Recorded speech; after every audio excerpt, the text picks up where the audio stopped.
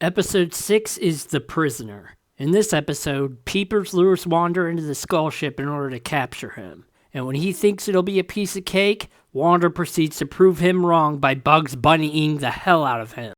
Taking this episode for what it is, it's pretty good. It's really got the Looney Tunes vibe about it. What I find more interesting about it is looking at it from a more meta perspective. That is, like, the only episode in the entire show where Wander and Peepers directly interact. The rest of the main four interact with one another very frequently.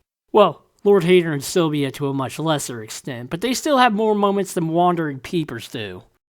Another meta point is looking back at it from Season 2 and seeing just how amazing Peepers has become.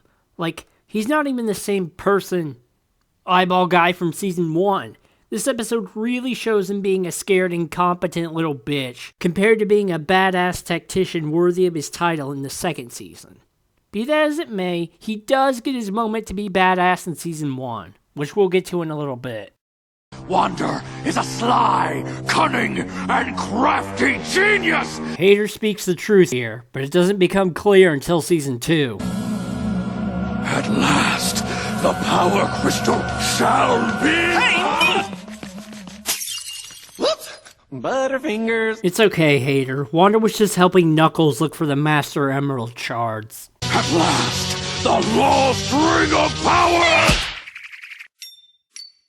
Oh, so that's where Wander got the idea of the Ring of Invincibility from. I have the power! That's a wicked cool flame burg. Well, you could still dismember Wander with it. It's still a sword, you know. Got it, pal? Psych, we're not pals! Hater out! It's okay, Commander Pussy. All of that will change in Season 2. Hi. Hi! Wow, it almost looks like Peepers is doing you a favor, Wander. That's not even an asteroid you guys are sleeping on. It's a fucking floating clump of dirt. Commander Peepers! Ooh, that was so hard! But seriously, this is not going to be easy. He's a tricky one. Psst, you're right, Lord Hater. If you ask me, I should be the one in charge. Oh, yeah, he's got his own theme song. Oh, and the concept of Peepers being more serious about galactic conquest and evil than Hater was going to be looked into more in Season 3. There is an episode of Season 2 that touches up on this, but this interesting trait isn't as explored as much as it should be.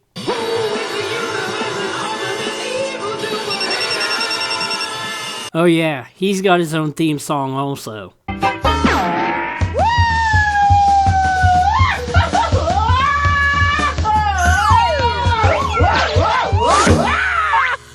Oh, cool. Hater's using the well transportation system from Oddworld. What's this machine do? Isn't that interesting? And the electric teleporting system from Oddworld 2. How cool is that? Cool enough to not be used ever again outside of the picnic, that's how. What purpose do those blades serve if they have literally no way of cutting people on this dangerous Banshee Boardwalk bridge?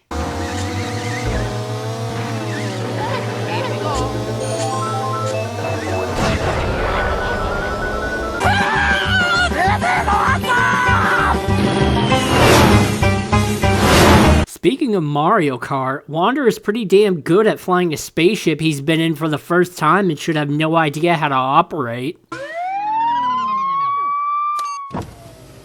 Hello, officer. Let me explain. It wasn't me who was...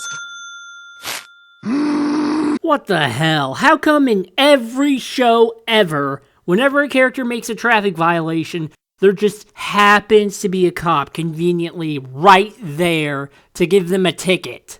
Don't these cops have more important things than to write someone up for going 2 miles over the speed limit or making a U-turn? Seriously. That's 1 star off my 5-star review. These guest accommodations are lousy. What, you gonna leave a review on Yelp for all other idiots who are interested in touring an evil lair? Oh, at least he's freeing those guys. That's nice of him. They don't deserve to be in cages for no reason, since I'm pretty sure Hater doesn't give a shit about animals. Nope. Scratch that reverse hit 5-star review. Best ship ever! Wander, turn the heavy back on. You're gonna end up like SpongeBob. Magic, I can do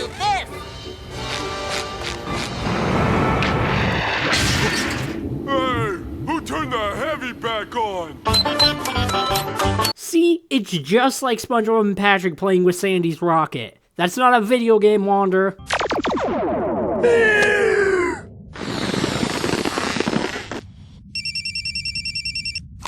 Papers, why haven't you brought me Wander? I can't. Unacceptable. Give me one reason why you can't.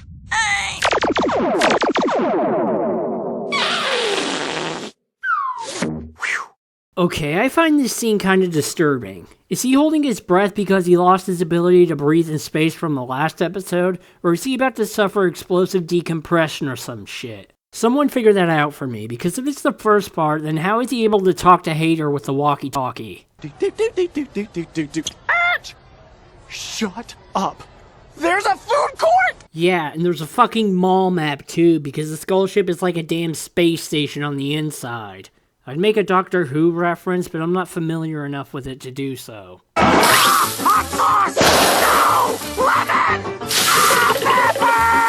Damn, all you need is a pointy stick and you'll go through the same torture as that giant invisible eyeball from My Life as a Teenage Robot that I mentioned.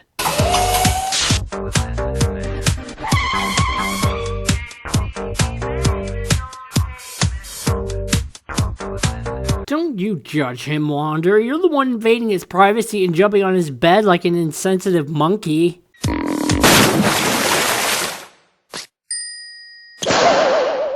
And that, everyone, is exactly why waterbeds went out of style after the 90s. No, not the ship's remote self-destruct button. I told Lord Hater that was a bad idea. Forget Hater, go tell Dr. Doofenshmirtz that. Oh, and Wander, you little troll, you. And that portrait is pretty boss.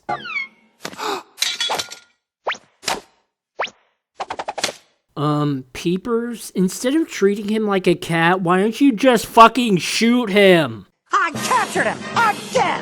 Easy as... Ow! Jeez, for a guy with an eyeball for a head, how could you not see that coming? Ah, there you are, Sylvia. Fucking finally. What'll I do? The only one who knows the deactivation code is...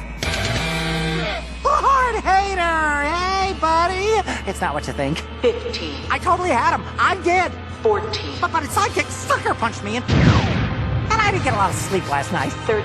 And it's a Monday, sir. You know how Mondays are. Sir, please. I was wrong and you were right, okay? He is a cunning, sly, and crafty genius. Please, sir. Please just say the password. I don't want to die. I don't want to die.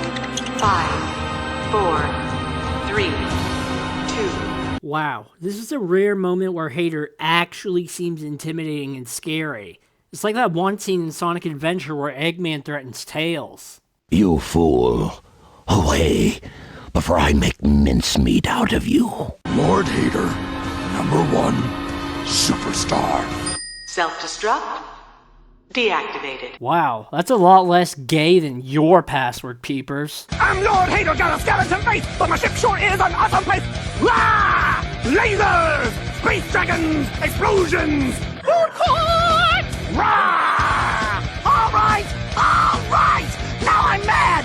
You are coming with me! Damn, that speaker system could put Emperor Awesome to shame. Also, like Sylvia said, Peepers, you should have seen that coming. Episode 7 is The Pet. In this episode, Wander and Sylvia are looking around an abandoned space station for any signs of life, but the only thing they discover is a bloodthirsty alien, which Wander tries to adopt as a pet. Take note that this is the first half-hour episode of the show. In fact, the creators originally wanted the entire show to be of half hours with a huge story to tell while still keeping the overall tone and silliness of the show. However, Disney told them no because shows structured like that are not as profitable to rerun. A viewer can't just dive in on it at any old point and go from there. They would have to watch it from the beginning and in order. By the way, if you're looking for a drinking game, take a drink whenever you hear me use the word rerun when talking about the show in a meta sense. Anyway, this episode definitely didn't need to be full length. Like, it could have rather easily been shrunk down to an 11-minute segment because it doesn't have the, how do I say it, grand feel of a half-hour special. It's still a great episode that has some good tension and drama. I just feel like it could have been condensed without losing too much of its substance. You'll love it if you are a fan of the movie Alien. Oh, did I leave that part out? Yeah, this episode is a big homage to Alien. Yes, the R-rated horror film one. You know, for kids.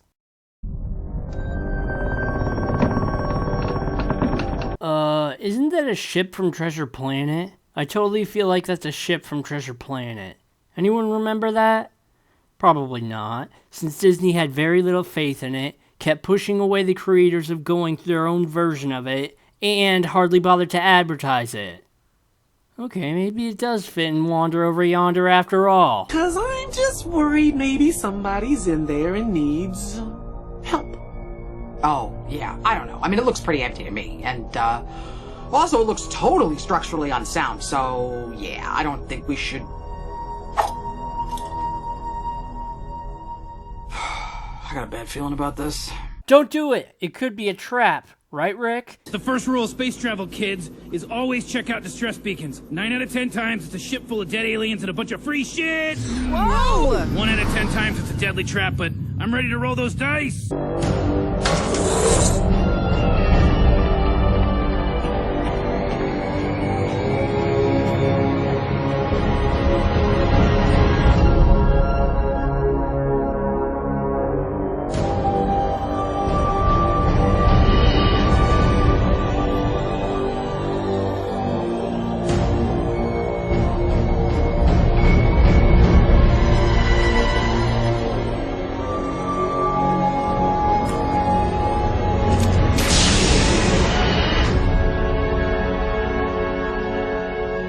I'm really digging this music. The overall tone of the show makes creepiness one hell of a chore to pull off, but this music is setting up the suspense brilliantly. If you ask me, these folks already had a party. This place is a mess. Monkey Boy? Oh, wait, right. If you're watching this now, ignore my dashing good looks and heed this warning. Shit! Well, it's certainly setting up the R-rated source material well.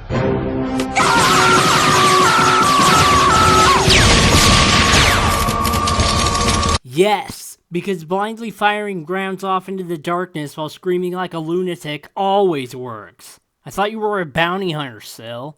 Or are we not supposed to know that yet? Yeah! You better run, you spider... the alien thing! Just in case the homage was too subtle for you kids out there. But first, I'm gonna need a bigger blaster. A Jaws reference inside of an Alien reference?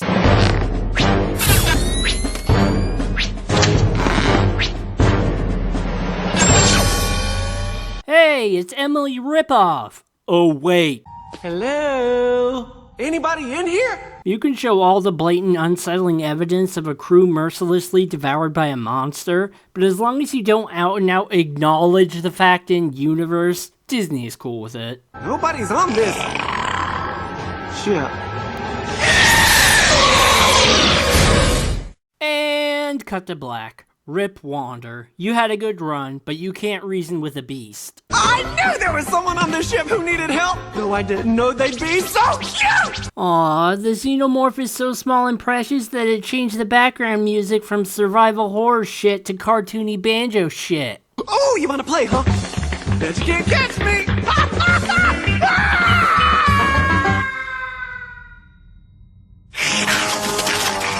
Huh. I almost expected the xenomorph to just be like, F it, the idiot's brain dead anyway, and then go after Sylvia. Speaking of brain dead idiots, this episode, as well as the egg, brings up another one of Wander's flaws. Cuteness. When he is distracted by something that is cute, he puts himself in even more danger than he usually does. This trait is actually exploited by a villain later on.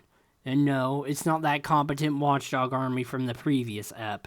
Even if they are cute. Oh, there he goes. Now he goes after Sylvia. Stop! My face is way tastier than his, I promise! Interesting. How do you go about testing, or rather, tasting that, Sylvia?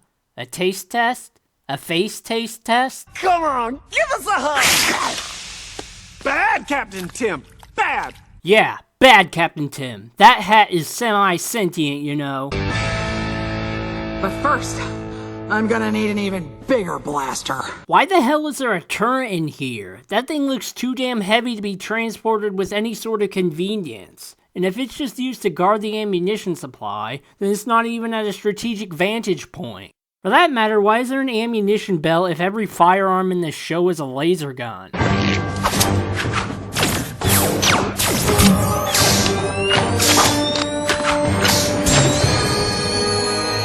Shit, eat your heart out, Ratchet and Clank. That's the kind of weapon formation you see on a robot, mecha, bot, or Tron. But Sylvia just rigged that shit herself. Pop quiz on high-tier animation techniques. Out of all the cans in that cabinet, which one is Wander going to grab? Dinner is served, oh Captain, my Captain. Dead Poets reference, eh, Wander? Also, Captain Tim ain't gonna eat that shit. You didn't even cook it. You should know how to prepare beans, you Dixie accented ass.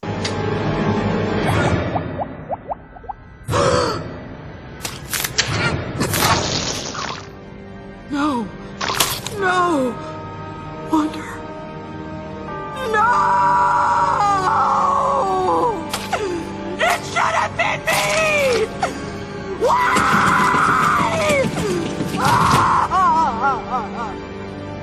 Wander, I may have failed you, but as long as I live and breathe, I will avenge you.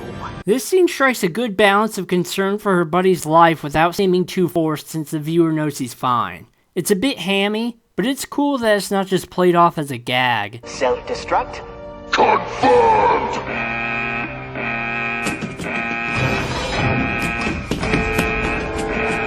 Wait, it took her nearly 2 minutes just to run through a couple of hallways? It's like that self-destruct scene in Sonic Adventure 2.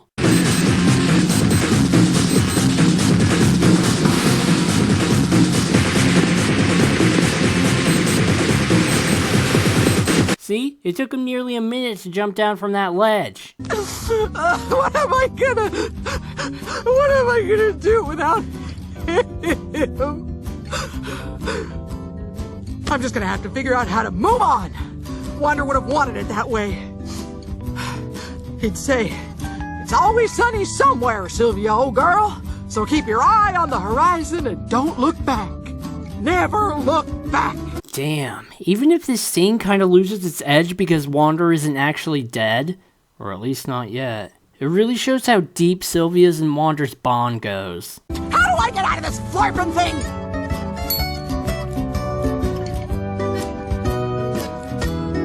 Okay, I know that's just a gag, but more escape pods in media should be equipped with those things. We're unified and undivided, true and tried. You're my best friend. To the very end. Okay, as much as a finger to logic this scene gives, it's still really cool and a good example of Sylvia's determination, resourcefulness, and battling against the odds to save Wander. Tim, if you're gonna learn 3 biscuits, you gotta pay attention. Wander, that's fucked up. You know you're using skeletal remains as a reward system for your pet, right? I figured you would have better respect for the dead. Get away from him, you. Sylvia! Yep, you can't have a proper alien homage without that line. Kids show be damned. And this ain't the last time Sylvia nearly calls someone a bitch either. This ship will self-destruct in 20, 19, 18. Wow, this is taking forever. Okay, if I speed things up? No. Cool, thanks. 3, 2, 1, boom. Can't really blame the AI for being suicidal, honestly. He's stolen my heart. He's stealing my heart! He's stealing my heart! Shit! Who needs face huggers when you can just rip out your prey's heart through their throat? Captain Tim is a wild animal, and I can't change the fact that he wants to devour my still beating heart. But even so, I can't help but love him, Sylvia, with all of my still beating heart. Okay, I just love how this scene makes fun of the whole wild animals do not make good pets lesson in kids shows. Here, boy! Here, boy!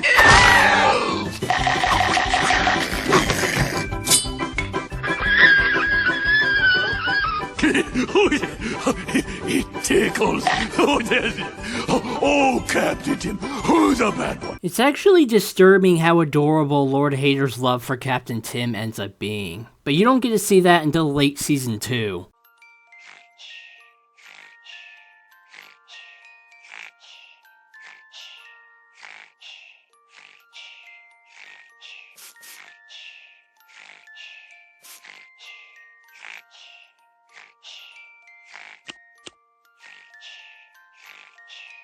Oh, and there's a jump scare here, because fuck you and your adorable sleeping alien spider things.